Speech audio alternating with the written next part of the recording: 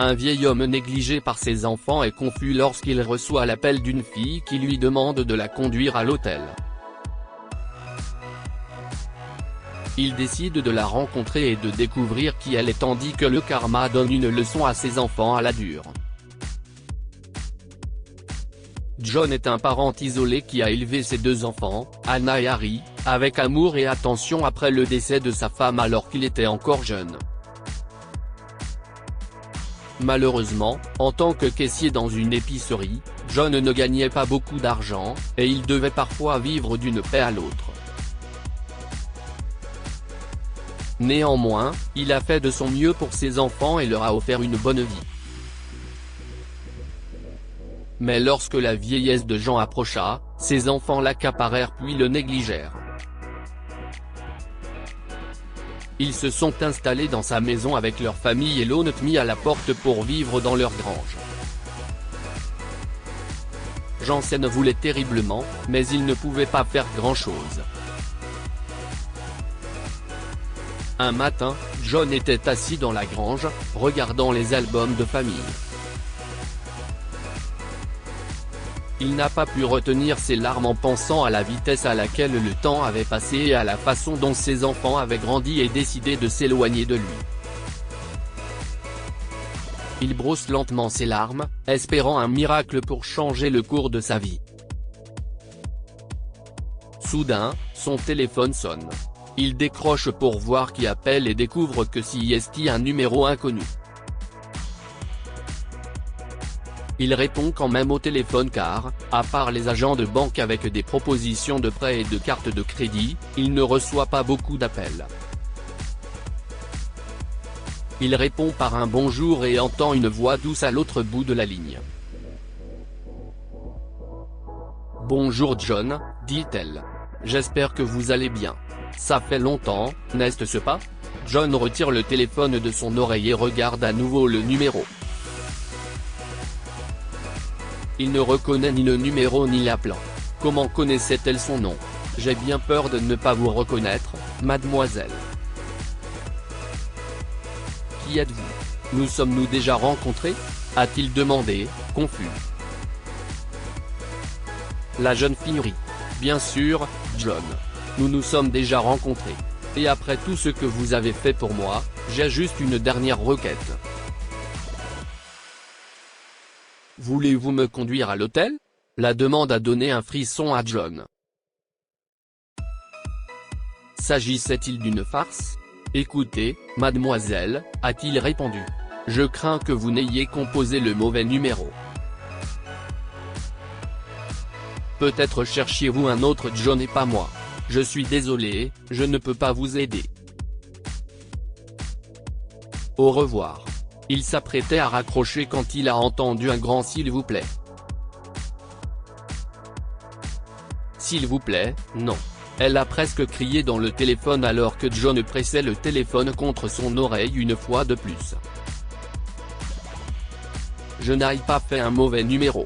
Et si on se retrouvait quelque part? Faites-moi confiance, je peux tout expliquer. La femme a indiqué à John l'emplacement d'un restaurant et lui a proposé une heure de rendez-vous. Avant de raccrocher, elle a dit « Je vous attendrai ». John n'avait jamais été aussi confus de sa vie, il a donc décidé de la rencontrer et de découvrir comment elle le connaissait. 2 jours plus tard, lorsqu'il est arrivé sur place, il a vu une jeune fille qui l'attendait à une table. John ne la reconnaît toujours pas, mais lorsqu'elle l'aperçoit, ses yeux s'écarquillent et elle sourit en faisant un signe de la main. En s'asseyant à la table, John la regarde, confus. Vous me reconnaissez maintenant? Demande-t-elle joyeusement, et John secoue la tête. J'ai bien peur que non, dit-il.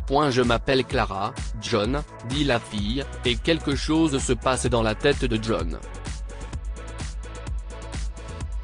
Il y a quelques mois, j'étais devant ce restaurant, enceinte, affamée et fatiguée, a-t-elle ajouté.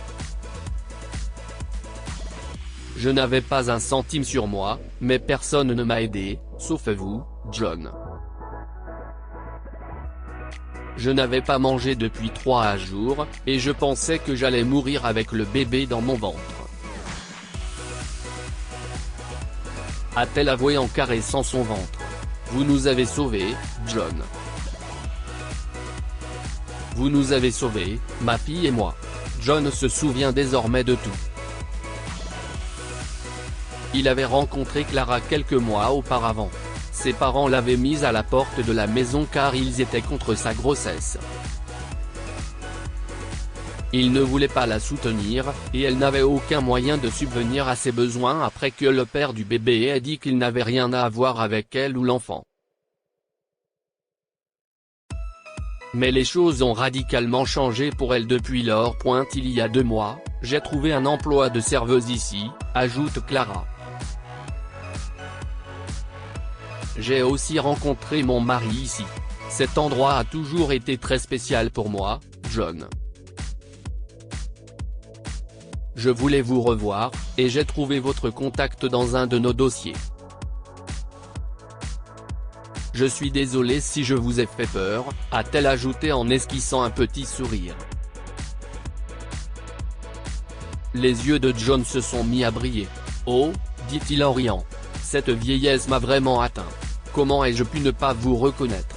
Je suis heureux pour vous, ma chérie. Avez-vous choisi un nom pour votre petit ange? Eh bien, je serais heureuse que vous le fassiez, John, a-t-elle ajouté avec un sourire.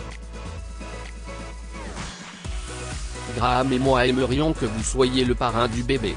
Il n'a pas pu venir aujourd'hui car il n'est pas en ville. Nous espérons sincèrement que vous ne direz pas non. À ce moment-là, John a fondu en larmes. Il y avait une étrangère qui le traitait avec la dignité qu'il n'avait jamais reçue de ses enfants.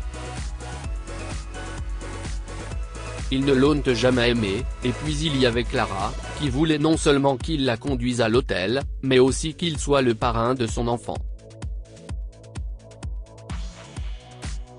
John n'a pas pu retenir ses larmes à la proposition de Clara. « Oh, venez là », murmure-t-il en la serrant dans ses bras. « J'aimerais beaucoup, très cher. J'adorerais. » En rentrant chez lui ce jour-là, John avait l'impression d'être la personne la plus heureuse du monde. Soudain, il remarqua son petit-fils, Adam, qui essayait de construire quelque chose en bois. « Qu'est-ce que tu fais ici, Adam ?» demanda-t-il gentiment à Anne en s'approchant d'eux. « Combien de fois dois-je te dire de ne pas jouer ici? Regarde toute cette saleté sur tes vêtements, a-t-elle crié en colère. Mais Adam avait un grand sourire sur son visage. « Tu es peut-être en colère contre moi en ce moment, mais tu me remercieras un jour, maman. Je suis en train de construire une maison pour que tu puisses y vivre quand tu seras vieille, comme grand-père vit dans notre grange. » Alors quoi? Adam disait cela, le visage d'Anne rougissait de honte. Elle était si embarrassée qu'elle ne pouvait pas regarder John dans les yeux. Pour John, cependant, il semblait que Dieu avait répondu à ses prières et que le miracle qu'il espérait s'était produit. Ses enfants ont fini par lui présenter des excuses, et les choses se sont améliorées entre eux et lui. Il a emménagé avec ses enfants et n'a plus eu besoin de vivre dans la grange.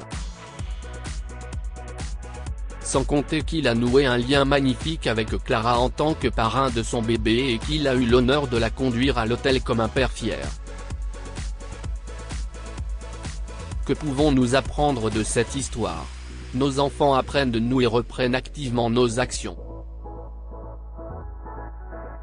Adam a innocemment dénoncé le comportement irrespectueux d'Anna envers Jean lorsqu'il a dit qu'il construisait une grange pour qu'elle puisse y vivre lorsqu'elle serait vieille. Anne avait fait la même chose à Jean en le mettant à la porte de sa maison. La bonté est comme un boomerang, elle vous revient toujours. John a aidé Clara lorsqu'elle n'avait personne à ses côtés, et en retour, il a trouvé en elle une famille alors qu'il était au plus bas dans sa vie, se sentant mal d'avoir été négligée par ses enfants. Si vous avez aimé cette histoire, découvrez celle d'un homme qui, après avoir quitté sa femme après 47 ans de mariage, la supplie à genoux de lui pardonner des mois plus tard. Cette histoire est inspirée de la vie quotidienne de nos lecteurs et rédigée par un écrivain professionnel. Toute ressemblance avec de véritables noms ou lieux est une pure coïncidence. Toutes les images sont utilisées uniquement à des fins d'illustration. Partagez votre histoire avec nous. Elle changera peut-être la vie de quelqu'un. Si vous souhaitez partager votre histoire, envoyez-nous un mail à info@amomama.com.